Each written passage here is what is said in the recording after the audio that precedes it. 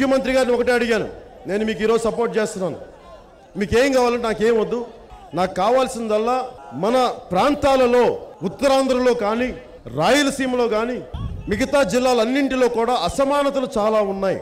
ఒక వర్గము కానీ ఒక పాలక వర్గం కానీ ఒక కులం కానీ ఎక్కువ సంపాదించి మిగతా కులాలన్నీ దెబ్బలు తింటే అది అసమానతలకి దారి తీస్తుంది. అది ప్రతి ఒక్కరికి ఎంతో కొంత సంపదని పంచాల్సిన అవసరం ఉందంటే ముఖ్యమంత్రి గారు చాలా పెద్ద మనసుతోటి అది నేను నిలబడుతున్నాను. పవన్ కళ్యాణ్ నేను చేసి పెడతాను. నేను నమ్మానా లేదా సెకండరీ, నమ్మాను.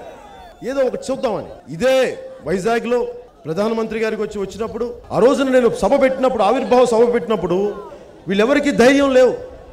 కాంగ్రెస్ హటావో దేశ్ బచావో అనడానికి ఎవరికి ధైర్యం లేదు, భయం. ఎందుకు భయం కూడా చెప్తాను. ఒకవేళ సెంట్రల్లో కాంగ్రెస్ వస్తే మళ్ళీ చంపేస్తారేమో, మళ్ళీ ఇక్కడ స్టేట్లో జగన్మోహన్ రెడ్డి వస్తే బాంబులేసి చంపేస్తాడేమో. వాళ్ళ భయాలు నాయకులు, తెలుగుదేశం భయాలు.